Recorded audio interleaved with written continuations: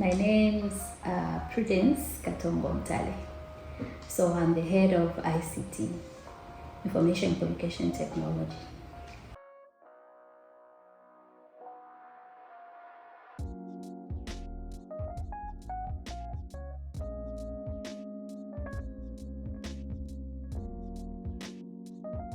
Okay, my role as head of department is to ensure that most of the activities are done in the department. So basically, I'm in charge of the youth and mentorship project. I'm also in charge of digitization. I'm also in charge of the industry cluster. So I ensure that these activities are in place because that's what we are supposed to be doing as a department. And also I ensure and make sure that the ICT department is on course, and also ensure that they have the adequate budget to run the activities of the department and also the institution. The Youth Mentorship and Innovation project, what we are doing under that project is we are bringing on board the youths. So we are not just focusing on the youths that are in employment. We are also looking at the youths that are not yet employed, but they've done sciences. And we'll try to see how best we can give them the skills that they don't have. You understand and bear with me that the education and the curriculum that we have in Zambia is just on theory, where you just study to pass. But as NISIR, we are trying to give them a skill that they can have, because not everyone goes for attachment or has opportunity to go for attachment or internship. So that skill we're going to give them is what is going to help them to understand what they've studied. So we'll be basically pair them with a mentor. If, for instance, you've done physics, we'll pair you with the mentor who has done physics. So they'll take you through even the laboratory activities, and also they'll share their experiences working under a research institution. And later on after that, we give you, if not a letter, we give you a certificate of completion for that, to show that you actually attended mentorship class at NISIR, such that that certificate can actually help you get a job, because you understand that most of the institutions, they'll ask you to provide how many years you've worked, like year of experience, yet you're actually coming from school, direct from school. So as NISIR or as ICT, we are trying to see how best we can help the graduates, but we are not just ending at the graduates. We are also looking at the young ones who are coming up from secondary schools. At the time they are choosing courses, when you go to university, you just find courses which are available and you just choose without understanding what you are choosing. At the end of it all, you find that you get something that you don't have passion for and you don't understand, just for the sake of you getting a degree. So we are also mentoring those from secondary schools, even as far as low as primary school. So they should understand science. I'm sure you understand that the government in place is really emphasizing on STEM. So what we do is we ensure that these children should understand and value science. So all the subject fields that are found at NISIR, we ensure that we take them around the labs, they appreciate what we are doing. In case in future they choose of wanting to do sciences, they're understanding what they are getting into. Not where they come to tell you that, no, I was just forced to do this course.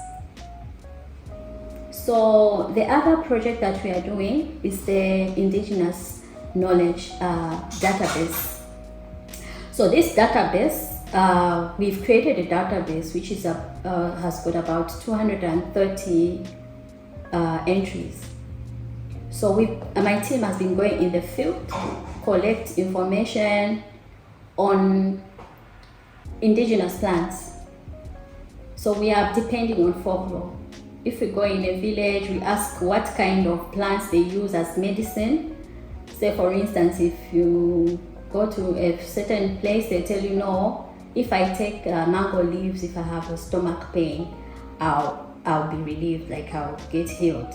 So we get that plant, and then after we collect all the necessary plants that these people use, we document and create a database. And then after we create a database, now we share with the scientists so that they further identify what is causing, what substance in that particular plant is causing somebody to be healed from maybe a stomach pain, for instance, like I said, mango.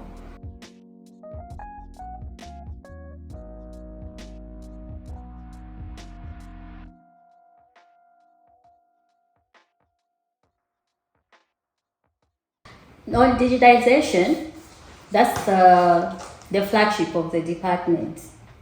We are looking at how we can digitize the processes at NISIR. So we are not just looking at providing service where we are looking at the infrastructure, the local area network and all. We have gone further to identify processes in departments which can be digitized so that we improve on efficiency in terms of the activities that are done at NISIR or the services that are provided at NISIR. So we just finished doing the needs assessment workshops, and we are coming up with a strategy. Although I'll not say we have not digitized NISIR, if I have to rate NISIR where we are as a percentage in terms of digitization, I think I can say maybe within 50% or 60%. Yes, so there are certain areas that we have not really touched. Those are the areas that we are going to touch on so that we can digitize all the processes. But we are not completely moving away from hard copies or the physical records. We'll still maintain them, but we are trying to see how best we can create systems that can improve efficiency in terms of how we operate in our various departments. So this is writing on the government's agenda. I'm sure you know that His Excellency Hakainde Hichilema is emphasizing on digitization. And I'm sure you've seen how our minister is busy moving from one institution to another to actually campaign that we really need to go digital. So as a government institution, we are also writing on that agenda. I'll tell you that I started working for NISIR when I was really young, and I've really benefited from me being working at this institution. In that I have attained certain qualifications that I didn't attain when I was at college or university. So I've been able to, NISIR is so, how can I say, it's so accommodative that whatever you propose, if it's in line with what you're doing, they are able to recommend you, especially in terms of short courses. So I understand with me that you cannot just depend on the course that you've done. So I have attained a lot of skills because of NISIR, because other institutions will not even allow you to attend certain trainings or short courses. But I've been able to be given that opportunity to study different various skills in IT. Not only that, NISIR has got a platform that encourages the young ones to go to school. They are always emphasizing on somebody to advance in their education. So I would say from the way I came and where I am now, I think NISIR has done a lot in my life in terms of improving in my profession. NISIR has also created a platform for me that I'm able to be the National Liaison Officer for International Nuclear Information Systems, which is under International Atomic Energy Agency. This is an agency under the United Nations. So by nature of NISIR having a department in nuclear applications, so we have a collaboration with IAEA. So currently I've been a liaison officer for IAEA since 2015. And my task is to collect information about Zambia on science publications. So we can collect gray matter or published publications, and we publish them on the platform for International Nuclear Information Systems, NISIR. So that platform, I've been given a backend password where I'm able to upload whatever information that I can collect within the country. So that has been a very significant experience that I've had working for NISIR. It has actually created a good platform for me also to network with other liaison officers from different countries. I would say the young ones shouldn't get excited to get to the top. There's always a ladder that you need to get on up to the top. So what I can say is the most important thing that they should focus on is to improving their profession. So how do you improve their profession? Ensure that they are found in professional associations where they can be able to network with those that have gone ahead of them. Because it's not easy these days to get a mentor who will mentor you and tell you this is the journey that I've traveled and this is the journey that you should travel. Most of the people will just hide what they've gone through. You don't have that knowledge transfer from the experts to the young ones. So even the youth should take up the task to follow up the experts and get information from them. And also let them have a lot of networks so that they can collaborate, meet with other people, get other experiences from what others are doing. And above all, learning doesn't finish. Having a background of library information science, I always encourage people to read, because when you read, you will know more than a person who doesn't read. So read more, study more, and also network. Generally, I think I'm a happy employee working for this institution. In every place you have the negatives and the positives, but I'll dwell on the positives. NISIR, like I said earlier, that I joined NISIR when I was quite young, and NISIR has made who I am today. The things that I've done, where I'm able to represent NISIR elsewhere around the world, in the country, doing presentations, I think it's NISIR that has made who I am today, and I appreciate every little thing that I've benefited from this institution.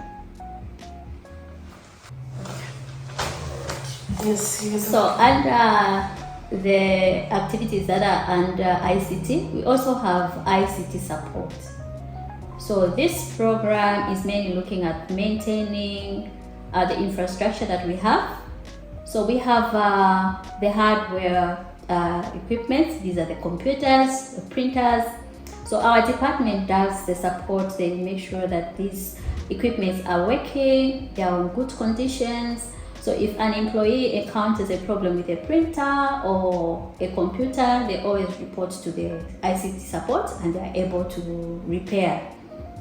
And we also do software management, installation of different kind of softwares according to what the user wants in the department.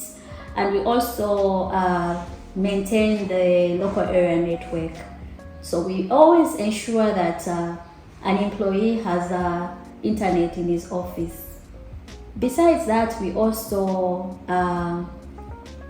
disseminate information to other, not only just departments, but also outside the institution. So we have a platform on Facebook where we publish different kinds of activities that are happening in departments. We also have a YouTube page where you can find videos about what is happening at NISIR. We have a LinkedIn account as well as Twitter. We also have a website. You can find us on www.nisir.org.zm. So under youth mentorship and innovation, we also mentor innovators. So what we do is, if a graduate has come up with an innovation, not even a graduate, people in the science field, if they've come up with an innovation, so they are on a prototype stage, we can pair them with a mentor here at NISIR, and then they help them to improve the product. So we also had an expo. It's supposed to be annually. So what we do is we gather innovators who've come up with different prototypes. So basically we look at the fields of plant science, animal science, food science, engineering, all the fields that are found at NISIR. And then we pair them with the mentors so that they can help them improve the prototype. And then we also allow them to compete against one another. So what we had last year was where we had innovators with different prototypes, and amongst the 10 innovators, we had to pick one person who had the best prototype, and that person, if at all has not needs money to improve the prototype to the stage of maybe in commercialization, to where we think we can assist, providing the funds are available, we support. So basically, as NISIR, we are not like funding the innovators. We usually bring in somebody from outside who can support the innovators to improve on their prototype. So on our part as NISIR, we are still doing mentorship on that person, but we still link them to an organization or maybe a company that would support that person, that innovator, to the stage that they actually improve their prototype and even commercialize it.